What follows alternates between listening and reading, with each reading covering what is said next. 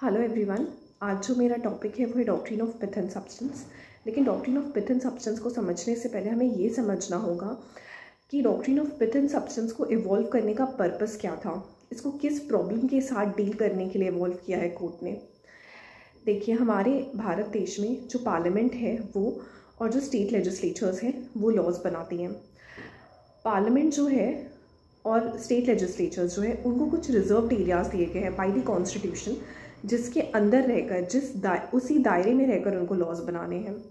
जैसे कि union government जो है या जो पार्लियामेंट है वो उन मैटर्स पे लॉज बना सकती हैं जो कि यूनियन लिस्ट में दिए गए हैं, और यूनियन लिस्ट के मैटर्स जो है वो नेशनल इंपॉर्टेंस के मैटर्स होते हैं, जैसे कि डिफेंस। स्टेट लिस्ट के जो मैटर्स हैं वो मोस्टली जो होते हैं वो लोकल इंपॉर्टेंस के मैटर्स होते हैं, जैसे लॉ एंड ऑर्डर, पुलिस, ये सारी चीज़ें स्टेट लिस्ट में दे दी गई हैं। और कॉन्करेंट लिस्ट में दोनों यूनियन गवर्नमेंट और जो स्टेट गवर्नमेंट है वो दोनों मिलकर लॉज बना सकते हैं।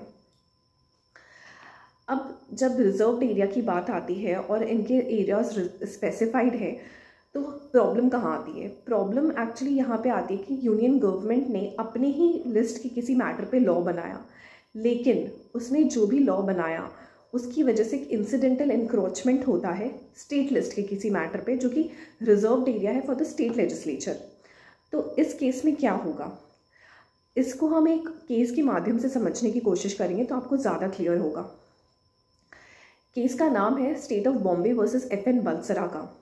इस केस में क्या होता है कि स्टेट ऑफ बॉम्बे में सेल और पोजेशन ऑफ लीकर को प्रोहिबिट किया जाता है, और ये एक स्टेट लिस्ट का ही मैटर होता है। स्टेट लेजिस्लेचर ही प्रोहिबिट करती है sale and possession of liquor in the state of Bombay, जिसकी वजह से export and import across the custom frontiers ये भी इफेक्ट होता है। एंड एक्सपोर्ट एंड इम्पोर्ट जो है वो एक सेंट्रल सब्जेक्ट है, मतलब वो एक यूनियन लिस्ट का मैटर है।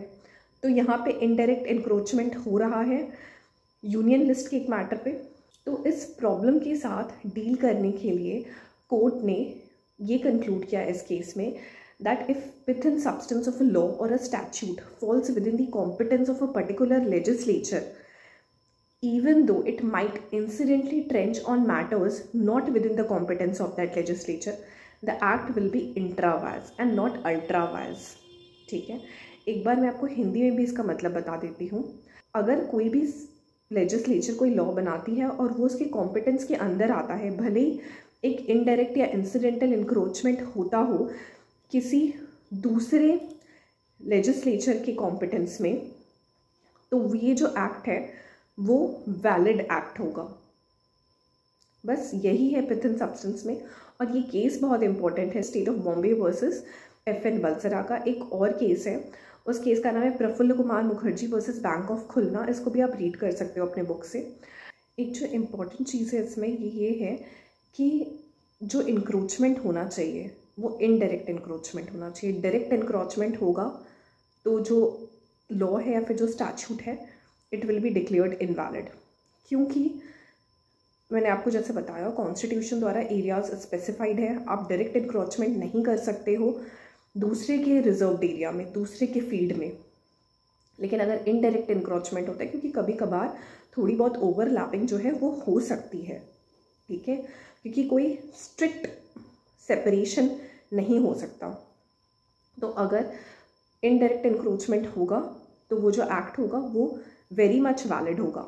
लेकिन अगर डायरेक्ट इंक्रोचमेंट होगा दूसरे के फील्ड पे, वहाँ पे जो है कोर्ट उस पर्टिकुलर एक्ट को या उस पर्टिकुलर स्टैट्यूट को इनवैलिड डिक्लेयर करेगी। ठीक है, तो that's all about the doctrine of pith and substance. If you have any queries related to this topic, please drop your question, your query in the comment section. That's it. Thank you.